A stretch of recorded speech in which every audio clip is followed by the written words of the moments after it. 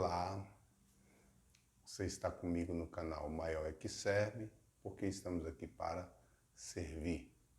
Eu sou o pastor Adaías Godinho e é uma grande satisfação poder compartilhar com você, meditar com você em algo, em uma porção, em uma instrução da palavra, em algo que nos edifique, que nos capacite, que nos renove, que nos direcione. Quero convidá-lo ao ouvir esse vídeo, dê o seu gostei ou o seu não gostei, bem como comente, faça perguntas aí na parte dos comentários do vídeo e também compartilhe essa mensagem, envie para alguém, que essa mensagem é bênção de Deus na vida daqueles que a ouvem, para a glória e honra do nome do Senhor.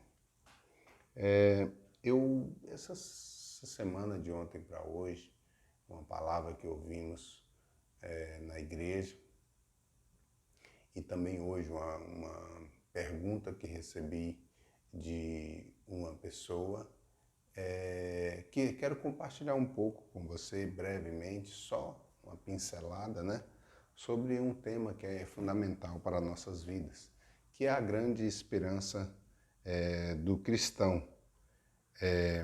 E essa esperança nos fala a palavra lá em Mateus, capítulo de número 24, versículo de número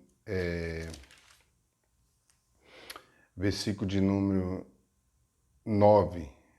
E vós ouvireis falar de guerras e rumores de guerra, todavia não vos desespereis, porque é preciso que tais coisas ocorram, mas ainda não será o fim, porquanto nação se levantará contra nação e reino contra reino, haverá fomes e terremotos em vários lugares. Contudo, esses acontecimentos serão apenas como as primeiras dores, os princípios das dores. E também lá em Mateus, um pouquinho mais à frente, no mesmo capítulo 24, no versículo de número 44, portanto, ficai igualmente vós alertas, pois o Filho do Homem virá no momento em que menos esperais. Essa palavra para nós é uma palavra fundamental, tremenda, poderosa, e ela com certeza norteia, direciona a vida daqueles que servem a Cristo e daqueles que querem um compromisso com o Senhor Jesus. Por quê? Porque essa palavra vai nos falar, e aqui tem um desenrolar do capítulo de número 24 de Mateus, que é um capítulo tremendo, bem como do capítulo de número 25. No começo do capítulo 25, Jesus vai falar uma parábola das virgens, 5 virgens prudentes e 5 virgens nécias ou loucas. E no último versículo dessa parábola, no capítulo 25, versículo de número 13, Jesus reforça: portanto, vigiais, pois nem sabeis o dia, tampouco a hora em que o Filho do Homem chegará. É interessante que nos 2 capítulos Jesus usa essa mesma expressão. Jesus está falando sobre o princípio das dores, Jesus fala de sinais no céu, Jesus fala de rumores de guerras, de fome, de peste, de terremoto, de coisas que antecedem a volta ou marcam a volta de Jesus. E que volta é essa? Jesus está sinalizando que nesses 2 versículos, que a hora em que não esperais o Senhor virá, Jesus está sinalizando que será de maneira inesperada, de maneira daquela que aqueles que não estiverem preparados se aperceberão. E o arrebatamento da igreja, o arrebatamento daqueles que servem a Cristo acontecerá assim. Acontecerá no abrir e fechar de olhos. No versículo de número 40 de Mateus 24, vai dizer assim: 2 homens estarão na lavoura, um será arrebatado, mas o outro deixado. 2 mulheres estarão trabalhando no moinho, uma será arrebatada e a outra ficará para trás. Ele está dando aqui 2 exemplos e ele fala para nós que esse arrebatamento será de maneira inesperada. A grande esperança daqueles que servem a Jesus é o arrebatamento. Hoje eu fui perguntado por uma amiga como é que é isso, como é que é essa situação. Ontem eu ouvi uma palavra do pastor na igreja lá e ele trouxe esse ensino de Mateus 25 falando sobre o arrebatamento da igreja. É interessante que nós temos visto nos dias de hoje que esse assunto se perdeu. Esse assunto não é mais tão falado, tão promovido, tão difundido e divulgado e trabalhado com tanta veemência no meio da Igreja de Deus. E isso não é bom, porque isso pode trazer sobre a vida daqueles que servem a Cristo uma sensação ou uma acomodação de que está tudo bem. Na verdade, a Bíblia vai nos mostrar nesses versículos que Jesus está falando que nós devemos estar atentos ininterruptamente, 24 horas. Nós não somos chamados por Deus para vivenciarmos aqui na nossa vida prazeres, luxos, confortos, etc. A Bíblia vai nos falar que o nosso descanso não é aqui.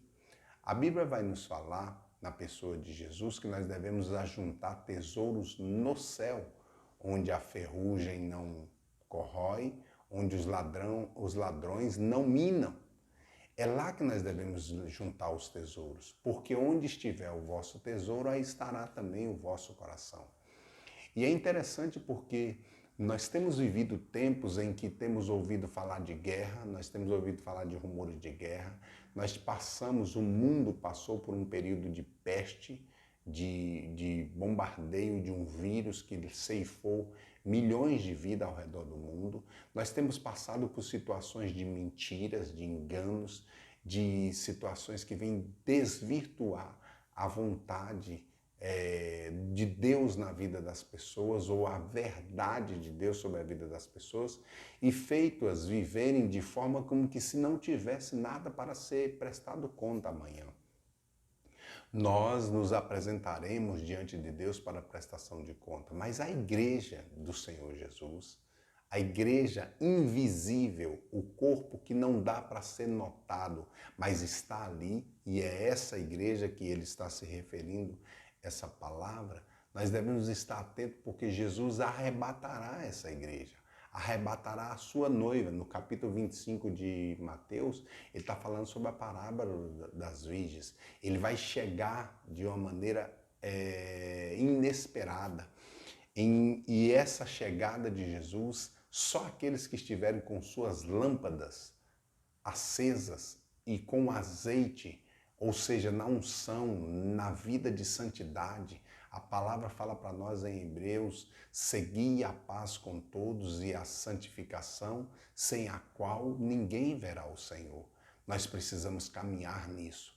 E é interessante nós entendermos que a nossa expectativa, como eu citei, motivado por uma palavra de ontem, por uma pergunta que recebi hoje de uma pessoa, de uma amiga, a nossa expectativa não é vivermos aqui na terra a bonança, vivermos aqui na terra o prazer, o conforto, o luxo. Não, nós precisamos, a expectativa do cristão não é aqui. A expectativa daquele que quer ter Jesus e que quer andar nos seus caminhos é o céu, através de um corpo incorruptível. A palavra vai nos mostrar lá em Coríntios que quando isso que é corruptível se revestir de incorruptibilidade, olha só que tremendo, está falando do corpo. Paulo está citando do corpo, que o corpo se revestirá de incorruptibilidade para estar com o Senhor, para morar com o Senhor. Em João, Jesus vai dizer que a eternidade é essa, que te conheçam a ti e ao teu Filho, a quem enviastes. A eternidade é conhecer a Deus, é conhecer a Jesus. O arrebatamento acontecerá de forma inesperada e somente aqueles que estiverem com vida de santidade e ligados, como diz aqui esse texto, vigiai, porque a hora em que não esperais, o vosso Senhor virá, o Senhor virá, Esse é o objetivo da vida do cristão. Não é jamais o cristão imaginar ou pensar que ele vai viver o luxo aqui na terra. A Bíblia vai dizer que no mundo tereis aflições.